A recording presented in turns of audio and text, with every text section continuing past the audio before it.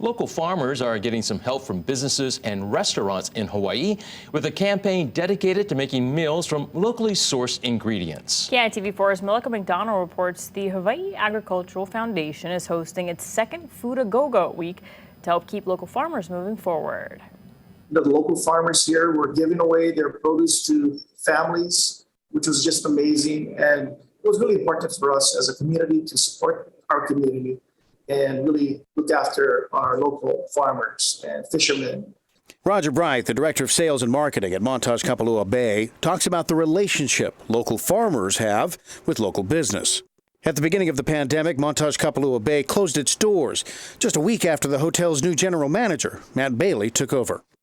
So you can imagine going into a hotel closure and then having to adjust and adapt, furlough the majority of the employees here.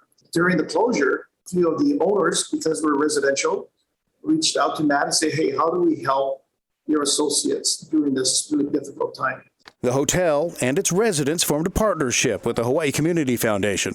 They started a fund to support the associates. They raised over $140,000, distributed to the associates during the closure, and we were able to help a lot of families during a real difficult time.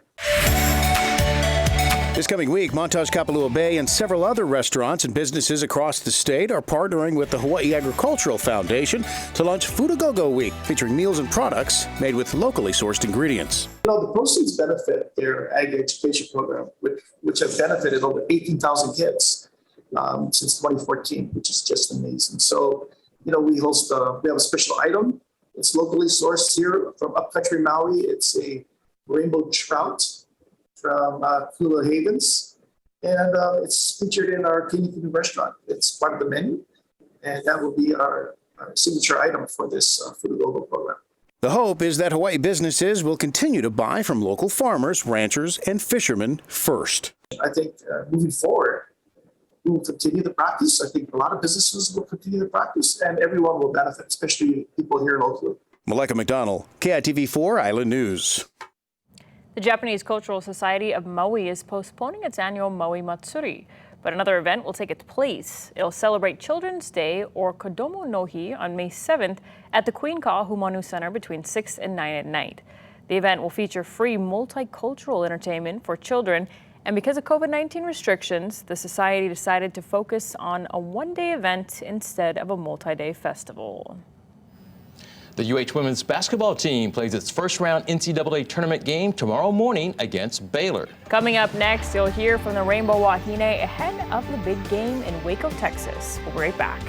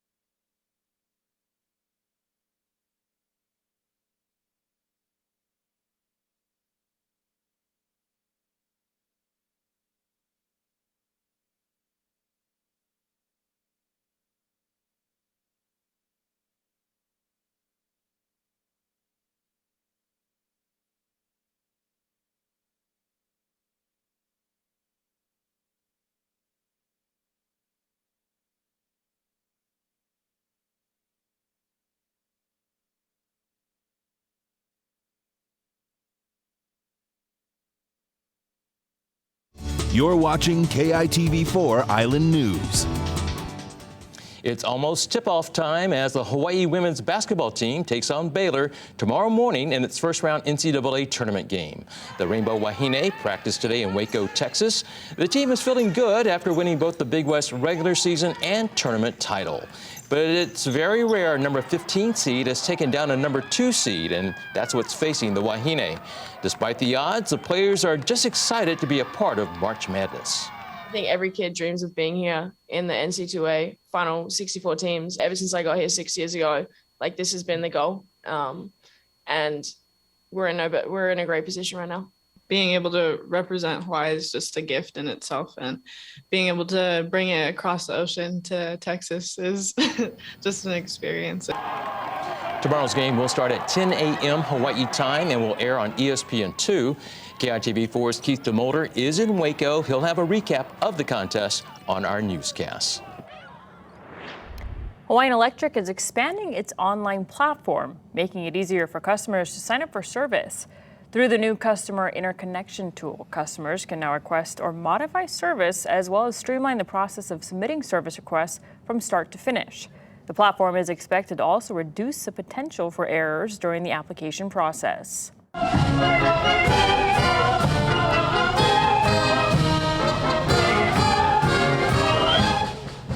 Hawaii celebrated the birthday of Kamehameha III today in a lei draping ceremony at his statue in Thomas Square. Visitors and locals sewed a 20-foot plumeria lei at the Royal Hawaiian Center on Wednesday in preparation for today's ceremony.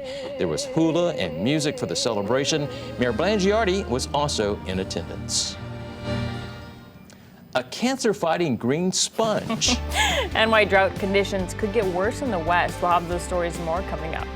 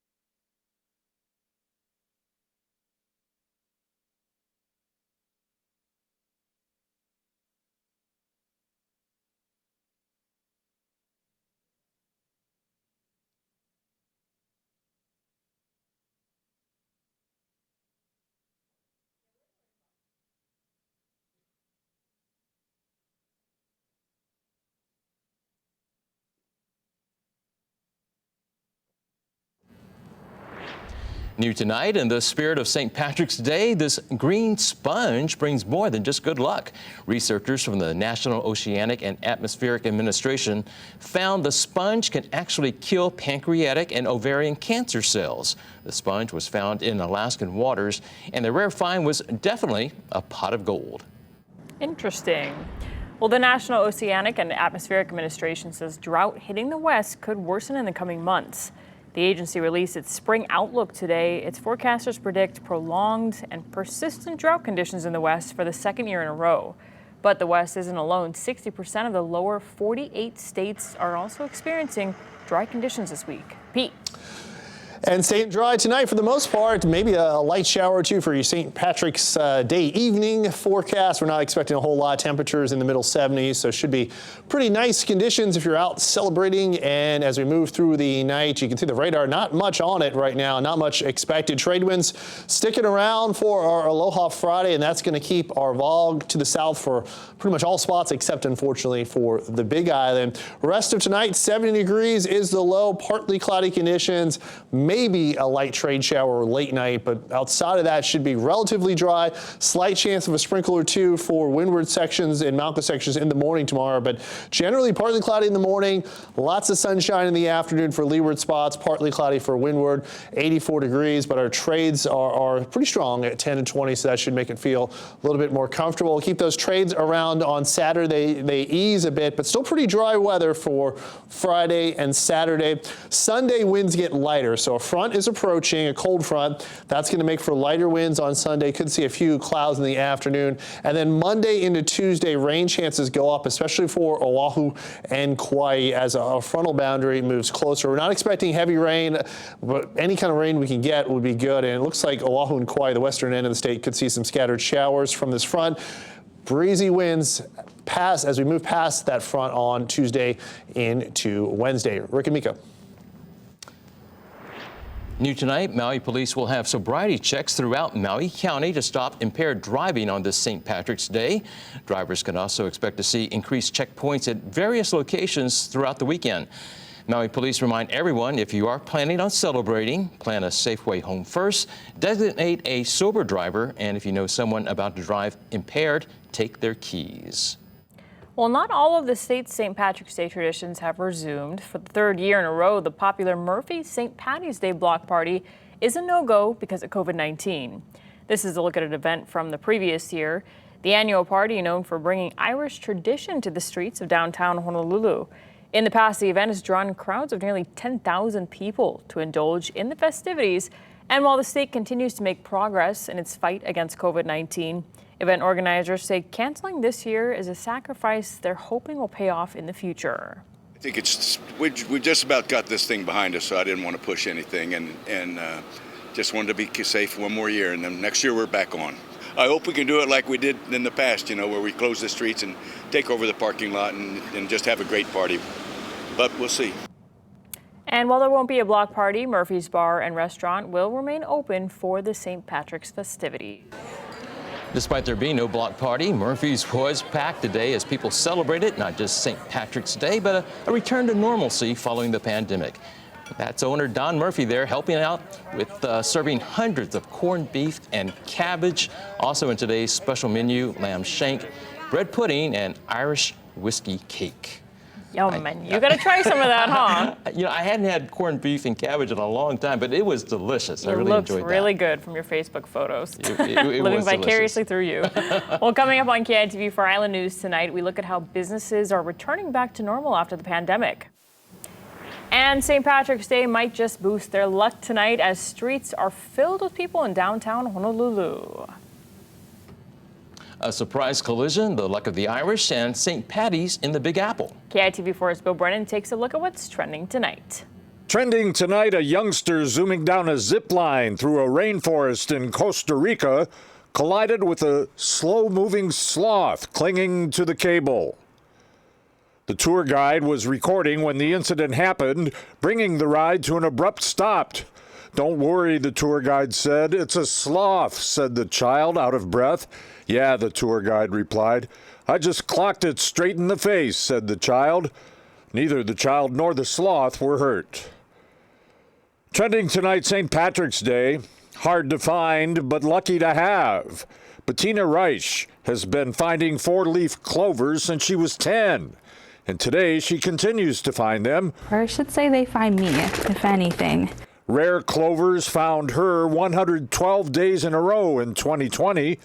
Four-leaf clovers occur once per about 10,000 of the three-leafed variety. And trending tonight, it was a sea of green today in New York City as the world's largest and oldest St. Patrick's Day parade returned for the first time since the pandemic.